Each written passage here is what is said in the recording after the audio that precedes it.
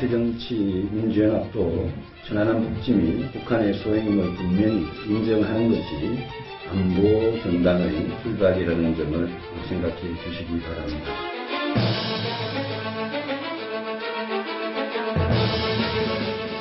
이명박 정부 들어서 천안함 폭침 사건, 연평도 폭격 사건, NLL 구멍이 뻥 뚫렸지 않습니까? 내가 왜 이러는지 몰라. 지난 5년 내내 우리 국민들은 불안했습니다. 천안함이 폭침되고 연평도가 폭격당했습니다. 이러는 내가 정말 싫어. 이러는 내가 정말 미워. 다시는 생각 말아야지. 천안함 폭침 사건 자체가 새누리당 정권의 안보 무능의 산물입니다.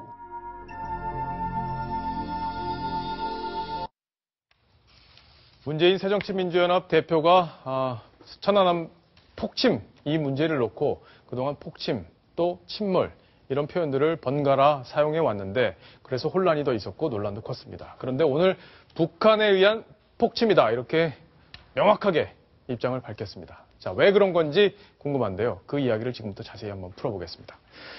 자, 박성원 논설위원. 네. 자, 일단은 확실하게 북의 소행이라는 것까지 오늘 얘기를 했어요. 과거에는 누구에 의한 폭침이라는 건 얘기를 한 적이 없는데 네. 어떤 의미가 있는 겁니까? 그렇습니다. 오늘 그 천안함 폭침 5주기를 하루 앞두고 그 김포 해병대 2사단을 방문한 자리에서 예. 뭐라 그랬냐면 천안함이 북한 잠수정에 의해 폭침되었다. 네. 이렇게 그 북한이라고 하는 주어를 명확하게 했고 네. 그리고 폭침됐다.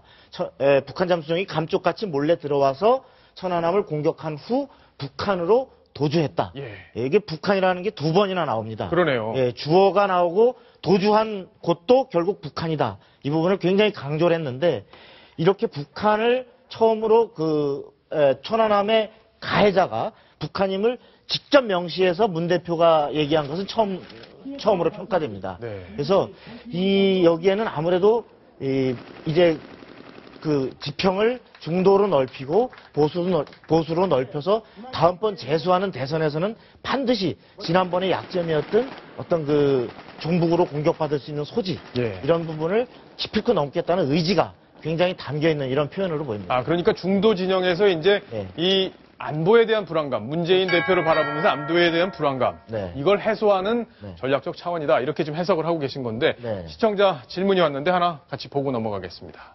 자, 문재인 대표가 천안함 침몰과 폭침 사이에서 왔다 갔다 하는 걸 보면 정치적 계산이 아직 안 끝난 것 아닐까요? 자, 시청자 입장에서는 얼마든지 우리 국민 입장에서는 이런 생각을 할 수 있습니다. 왜냐하면 가치가 중립적인 침몰이라는 표현을 써왔기 때문에 그런 건데요. 문 대표가 천안함을 보는 진짜 속내가 뭘지 진짜 궁금합니다.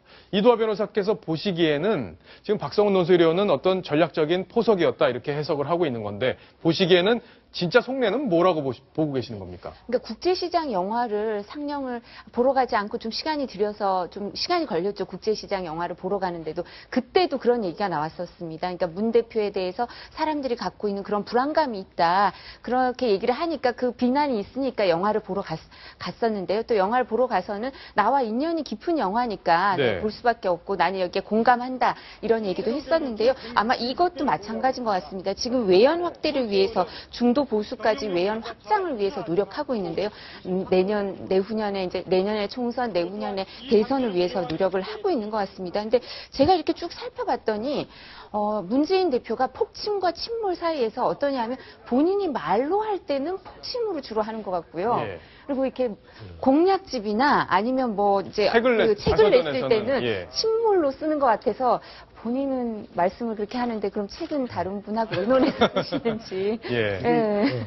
그 이제 일종의 그 자기 지지층 내지 진영의 논리와 예. 그 대선 주자로서의 본인이 좀 더 많은 표를 얻어야 된다라는 이때의 그 상충되는 건데 네. 뭐냐면 그 아까 2012년 대선 공약집은 여러 그 당시 캠프가 상의해서 만든 건데 이 당시에는 자기 개인의 의견뿐만이 아니라 자신이 대표하고 자신의 그 캠프를 구성하는 전체의 그 이른바 진보 진영의 그 어떤 천안함에 대한 의심 그리고 이 정부가 뭔가를 속이고 있다. 이런 부분을 공격해야 된다라는 어떤 그 공감대 예. 이런 것이 이제 작용을 했다면 막판 그 실제 유세장에 나가가지고 대선이 얼마 안 남은 시점에선 가서 보면은 두 차례 폭침이라고 침몰이 아니라 폭침이라고 하는 것은 바로 한 표가 더 중요한데 네. 이 순간에 바로 내 지지층만이 아니라 지금 이 유세를 보고 이 보도를 볼 전국의 국민을 상대로 한다면 중간층의 고지를 넘어서야 된다. 이런 절박관념에서 다시 이제 폭침이라고 했다가 다시 또 보면은 좀 시간 여유가 아직 선거가 많이 남아있고 할 때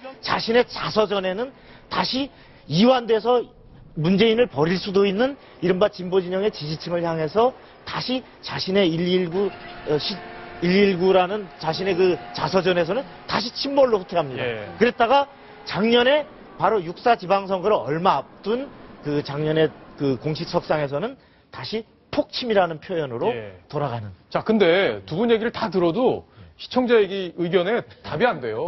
시청자 의견의 답은 뭐냐? 네. 아니, 이분이 지금 침몰로 생각하는 거냐, 아니면 폭침으로 생각하는 거냐, 시청자분들은 그게 궁금한 거예요. 이분이 오늘, 문재인 대표가 오늘 북한에 의한 소행이라고 분명히 밝혔기 때문에, 자, 이제는 문재인 대표도 폭침으로 북한에 의한 범죄로 네. 인정을 하는 것 아니냐, 이렇게 봐도 되는 것 아닙니까? 어떻습니까? 그래서 이제 앞으로 문 대표가 북한에 대해서 어떤 공세를 취하느냐. 예. 다시 말해서 지금까지는 계속 의심을 받은 이유가 북한에 대해서는 대략 그냥 얼버무리고 뭐 침몰 폭침 왔다 갔다 하다가 우리 정부가 잘못했다. 다시 말해서 우리 정부가 어떤 기본적으로 막지를 못한 것이고 심지어는 우리 정부가 유도한 거 아니냐. 이런 논리에 대해서 명확하게 선을 긋지 않았었거든요. 맞아요. 그러니까 이제 앞으로는 자, 북한에 대해서 북한의 소행임을 분명하게 주장했다면 북한의 사과 예. 그리고 앞으로 남북 관계를 대할 때 북한은 저 부분에 대해서 분명하게 어떤 46 천안함 용사에 대해서 사죄를 하고 그에 상응하는 조치를 하고 추후에 도발 방지를 약속해라라는 요구를 강하게 한다면 거기까지 간다면 간다면 이것은 문재인 후보가 표에 따라서 왔다 갔다가 아니라 문재인 후보가 실제로 생각하는데 가끔 그 진영 논리 때문에 가끔 흔들리셨구나라고 믿을 수 있겠죠. 하태원 차장 보기엔 어때요? 제 생각은 그렇습니다. 문재인 대표가 천안함 폭침이 북한의 소행이라는 걸 명백히 인정한 부분 굉장히 평가를 해야 될 것 같고요. 북한 인권법에 대해서도 이 회기내 19대 국회 내에서 북한 인권법 통과시키겠다. 이런 전향적인 얘기를 한 부분 굉장히 평가를 합니다. 아까 보셨듯이 문재인 대표가 왔다 갔다 한 부분이 있지 않습니까? 이제는 왔다 갔다 하지 말고 이제는 명백한 북한의 소행이고 천안함 폭침이고 여기에 대해서 사과를 해야 된다. 이 부분에 대해서 더 이상은 왔다 갔다 하지 않는 그런 부분을 분명히 약속을 해 주셔야 될 것 같고요. 또 한 가지 당내 강경파들의 어떤 반발 이런 것들을 이겨낼 자신이 있는지 이 부분에 대해서도 한마디 더 덧붙이고 싶습니다. 그리고 소위 말하는 합리적 의심 을 가질 수 있다 이런 얘기들을 아주 밥 먹듯이 많이 했는데요. 이제는 그 합리적 의심이 어떻게 해소됐는지 어떻게 해소됐기 때문에 이렇게 국민들 앞에서 당당하게 북한의 소행이었다 이렇게 얘기할 수 있었는지 이 부분에 대해서 저는 공개적으로 한번 묻고 싶습니다. 그러네요. 논리적 설명이 필요합니다. 이게 북한의 폭침이 아니다라는 합리적인 의심을 할 수 있는 그런 상황 아니냐 이런 게 지금 야당의 입장이기도 했는데 그게 태도가 바뀌었다면 이런 이유 때문에 합리적 의심이 풀렸다 이런 설명까지 해야 되고 박성훈 논설위원의 말씀대로 북한에 대한 사과 그리고 목숨을 잃은 우리 군인들에 대한 어떤 위로 이런 것들도 분명하게 해야 되지 않나 이런 얘기가 좀 이유가 이렇게 하면 정리가 잘 될 것 같습니다. 자, 하태원 차장. 근데 아까 조금 전에 화면에 보니까 문재인 대표가 막 전차에 올라타서 좀 얼굴에 모두 바르고 이랬던데 저건 왜 그런 건가요, 오늘? 본인의 어떤 그 특전사 사진, 대선 앞도 공개됐던 그 한 장의 사진으로 굉장히 많은 사람들의 특히 여성들의 마음을 설레게 했었던 부분이 있습니다. 본인이 강한 남자고 안보를 책임질 수 있는 사람이다. 이런 이미지를 주고 싶다는 그런 모습 확실히 보여주고 있는 것 같고요. 실제로 저런 행동이 겉과 속이 다르지 않다는 것, 우리 안보를 튼튼히 지켜낼 수 있는 사람이라는 것, 이런 걸 보여줘야지 차기 대권에서 자기가 유리한 고지를 선점할 수 있기 때문에 저는 안보 행보 계속 하고 있는 것 같습니다. 26일이죠. 천안함 5주기 때 천안함을 처음으로 방문한다고 하는데 흔들리지 않는 그런 안보관 꼭 지켜주길 바랍니다. 잘 어울립니다. 지금 전차에 탄 모습 또 이렇게 검정 칠을 한 모습들도 잘 어울리는데 이동희 차장.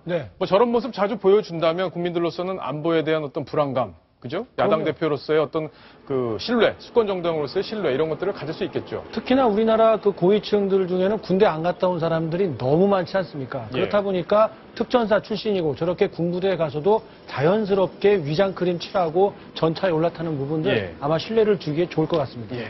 자, 문재인 대표의 전차에 오른 모습까지 정리를 해봤습니다. 자.